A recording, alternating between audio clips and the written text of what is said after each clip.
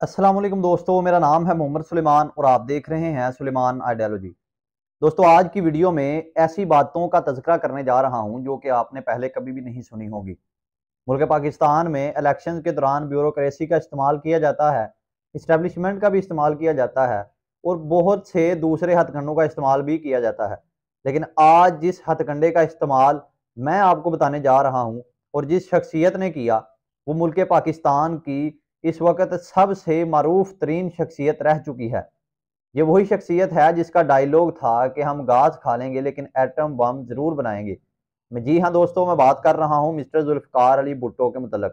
जुल्फ़िकार अली भुट्टो का इल्म नजूम पर बहुत ज़्यादा यकीन था और इसी यकीन की वजह से फिर उनको इल्म नजूम के ज़रिए ही पता चला था कि मुझे फांसी देकर कत्ल किया जाएगा। और ये बात मैं कर रहा हूँ इस किताब के हवाले से। लिखने वाले हैं जनाब मिस्टर कौसर न्याजी साहब। कौसर न्याजी वही शख्सियत है जो कि जुल्फ़िकार अली भुट्टो साहब के हुकूमत में वफाकी वज़ीर इत्तलाआत भी रह चुके हैं और कौसर न्याजी जुल्फ़िकार अली भुट्टो के बहुत करीबी दोस्त भी थे। तो बात मैं कर रहा हूँ इल्म नजूम के मुतल्लिक़ 1977 के इलेक्शन थे, जिस पर जुल्फ़िकार अली भुट्टो साहब ने इल्म नजूम के अपने एक माहिर मशीर जो कि सिंध से ताल्लुक़ रखते थे, उनको कहा कि इलेक्शन की कोई तारीख जो कि मेरे लिए अच्छे दिन साबित करे, वो निकलवाई जाए। उस इल्म नजूम के माहिर शख्स ने, जो कि मशीर था, उस शख्स ने श्रीलंका से एक तारीख निकलवाई जो कि 7 अप्रैल की बनती थी। 1977 7 अप्रैल को इलेक्शन की तारीख डिक्लेयर कर दी गई और जैसे ही ये इलेक्शन की तारीख डिक्लेयर की गई तो इसी दौरान मजीद इल्म नजूम का शक जो रखने वाले मिस्टर जुल्फ़िकार अली भुट्टो थे, उन्होंने पाकिस्तान के बड़े इल्म नजूम के माहिर M.A. मलिक साहब को अपने हाथ की लकीरें भिजवाईं और उनसे कहा कि मुझे मेरी हाथ की लकीरों के ज़रिए बताया जाए कि मेरी तकदीर क्या हो सकती है।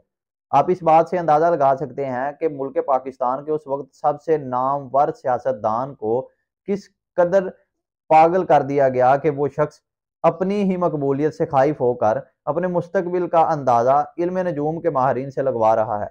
और इंशाल्लाह अगली वीडियो में भी मैं आपको बताऊंगा कि किस तरह से जनाब मिस्टर जुल्फ़िकार अली भुट्टो साहब को ब्यूरोक्रेसी ने अपने नरगे में लिया और किस तरह से उनका इस्तेमाल किया। जब वो बुलंदियों पर थे अपनी सियासत की, तब उनको इलेक्शन करवाने से रोकते रहे और फिर उनको बदनामी के ज़रिए, धांधली के ज़रिए इलेक्शन 1977 के जितवाए। और ये बात भी कौसर न्याजी साहब ने अपनी किताब में लिख दी है कि हम धांधली के ज़रिए वो इंतखाबात जीते थे। अब मैं अपनी उसी बात की तरफ आ जाता हूँ कि जनाब जुल्फ़िकार अली भुट्टो साहब ने जब M.A. मलिक साहब को अपनी हाथों की तस्वीरें भेजी और कहा कि इल्म नजूम के ज़रिए पता चलवाया जाए कि मेरे जो हाथ हैं वो मेरे मुस्तकबिल के किस तरफ इशारा देते हैं। जिस पर M.A. मलिक साहब ने जुल्फ़िकार अली भुट्टो के गुस्से से डरते हुए उनसे कहा कि आपकी हाथ की लकीरें आपके अच्छे मुस्तकबिल का इशारा दे रही हैं।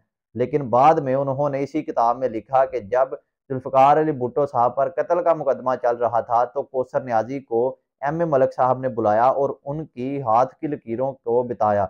उनकी हाथ की लकीरें सामने की कौसर न्याजी साहब के और कहा कि फलां लकीर जो है ये दिमाग की लकीर है और दिमाग की लकीर के इख्तिताम पर एक गोल दायरा है, जिससे तुम समझ सकते हो कि जुल्फ़िकार अली भुट्टो इसी कत्ल के या फिर किसी और मुकदमे में फांसी पर चढ़ने वाले हैं। और ये बात भी किताब में लिखी हुई है और मैं इंशाल्लाह आपके साथ स्क्रीनशॉट भी शेयर करूंगा।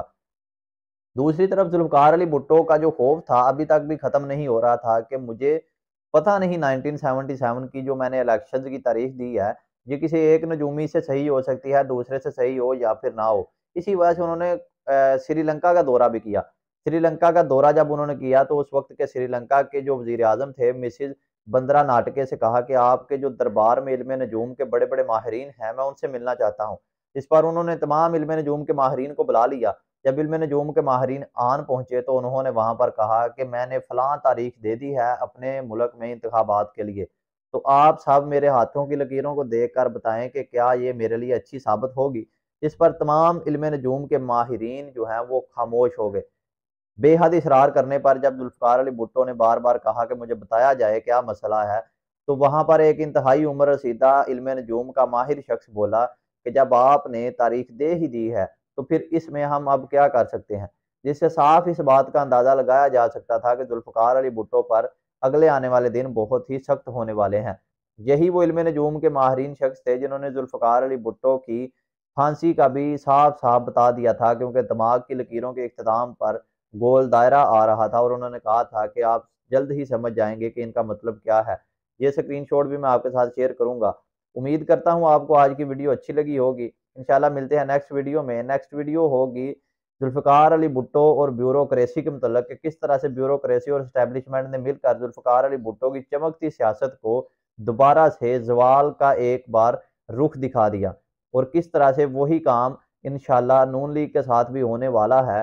और जिस तरह जुल्फ़िकार अली भुट्टो की फांसी के बाद नून लीग निकली थी, इसी तरह से अब आप देख सकते हैं कि खबरें आ रही हैं कि पीटीआई के जो मुनहरिफ अरकान हैं और जहांगीर तरीन साहब, ये मिलकर एक नई पार्टी बनाने वाले हैं, जिससे साफ साफ इस बात का अंदाजा लगाया जा सकता है कि वही दौर जो कि जुल्फ़िकार अली भुट्टो का था, वही दोबारा से शुरू होने वाला है। इमरान खान को माइनस कर किया जाएगा और नून लीग जो है वो खाइफ हो जाएगी। और नून लीग के खफा होने के बाद ये जो जहांगीर तरीन की पार्टी है, इसको जिस तरह से शेख मुजीबुर रहमान के मुकाबले में जुल्फ़िकार अली भुट्टो को हुकूमत में लाया गया था, इसी तरह से हो सकता है कि इन पार्टियों को भी इस्तेमाल किया जाए। इंशाल्लाह मिलते हैं नेक्स्ट वीडियो में, तब तक के लिए अल्लाह हाफिज़।